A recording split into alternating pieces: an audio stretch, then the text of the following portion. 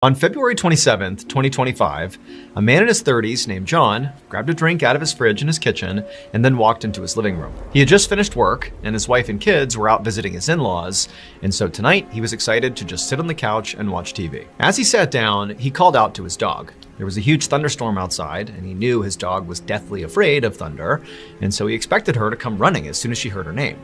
But after he called her, he heard nothing. But this didn't worry him because he figured, his dog must have found a good hiding spot and had just fallen asleep there. So John turned his attention to the TV and began looking for a horror movie to watch.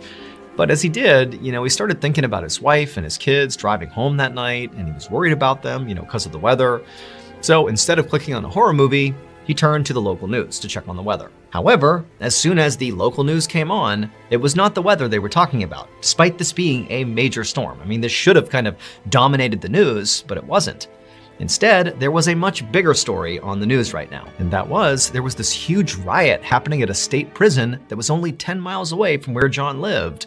And apparently, the most dangerous convict at this prison had escaped. The newscasters began to describe this convict, and they said he actually had a nickname the other prisoners had given him.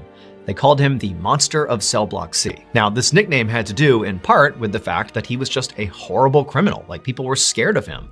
And then also, the nickname came from his just totally bizarre and threatening behavior. He would routinely sit in the corner of his cell and eat insects off the ground.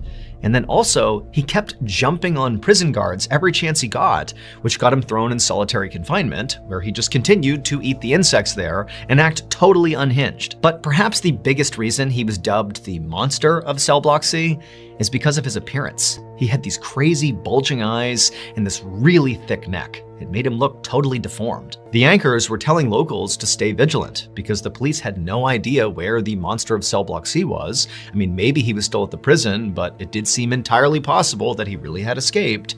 And then it seemed like the anchors were about to put a picture up of the actual inmate himself, when suddenly John heard this huge boom of thunder outside, and then the power in his house just completely cut out, so the TV shut off. He didn't get to see what the inmate looked like. John instinctively reached into his pocket and pulled out his phone to use the flashlight feature, but his phone was dead. It had died like a couple minutes earlier, and he had told himself, I gotta plug this phone in, but he just hadn't done it yet, and now the power's out.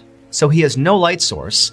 And on top of that, John couldn't help but feel sort of rattled. He had just heard on the news that, the Monster of Cell Block C has escaped 10 miles away, and now the power's out at his house in the middle of a storm, and he's all alone. But at the same time, John told himself, everything's fine.